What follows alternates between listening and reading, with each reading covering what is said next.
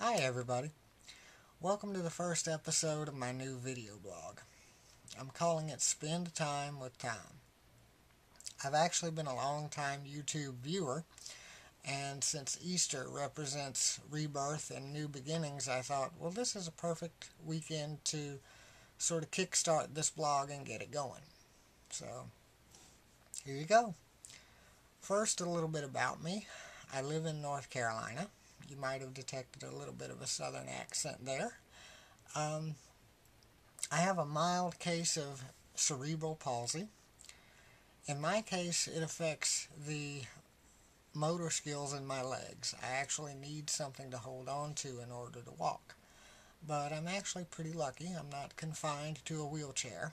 As long as I have something to hold on to, I'm able to walk with no problem.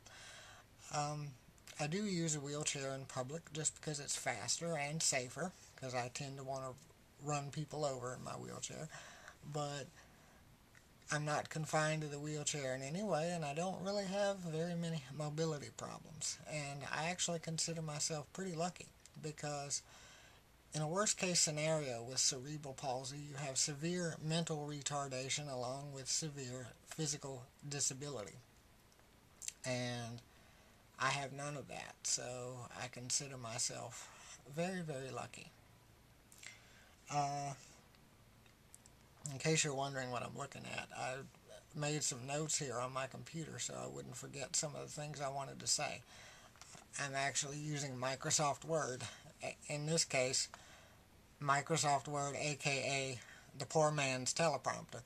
But anyway, I worked in radio for a while I was enrolled at the community college here, and I transferred and got a BA in media studies, and then moved back in to live with my parents, and I'm helping take care of them and anything else we might need around the house, things like that. I created this blog as sort of a way for me to connect with others. This is a chance for me to connect with people who I may not otherwise have a chance to connect with, and also let everybody know what's going on in areas of the entertainment industry that I find interesting and things like that. So there you have it. Now on to a few things I wanted to go over. First, you might have heard it was announced today that Mike Wallace died last night at the age of 93 in Connecticut. He spent nearly 40 years on the TV news show 60 Minutes, and they're actually going to do a tribute episode to him next Sunday, April 15th at 7 p.m. Eastern Time on CBS. Check your local listings for other times. Thomas Kinkade also passed away on Saturday at the age of 54. He was a well-known painter who actually was known as the painter of light, and his greatest strength was that he could capture the most simple of activities or settings with a great deal of detail. Mike Wallace and Thomas Kinkade, both icons in their industry who are going to be greatly missed. In movie news, The Hunger Games is #1 at the box office for the third straight week in a row, grossing nearly $33.5 million at the box office and bringing its 3-week total to about $303 million. Now, I've got to admit, I'm probably one of the only people on the planet at this point who hasn't seen the Hunger Games film, or I haven't read the books either.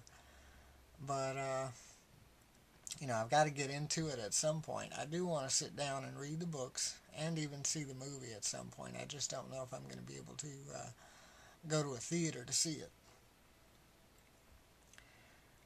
American Reunion debuted in the #2 spot. It grossed about $21.5 million.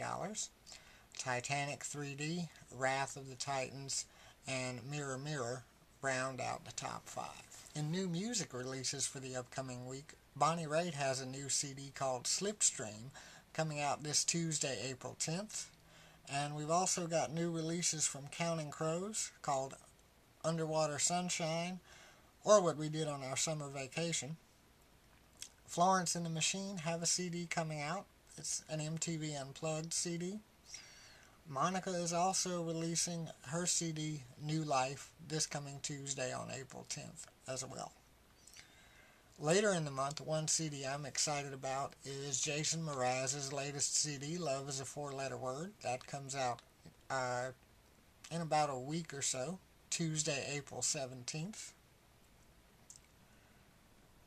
As far as what's on TV tonight, well, you can catch Game of Thrones on HBO tonight at 9 o'clock Eastern Time. Check your local listings for other times, of course. And speaking of HBO, as a Truebie, I'm really excited that a release date has finally been set for the 5th season of True Blood. That's coming back on June 10th at 9 p.m. And I'm so looking forward to that one. But they better not kill off Tara.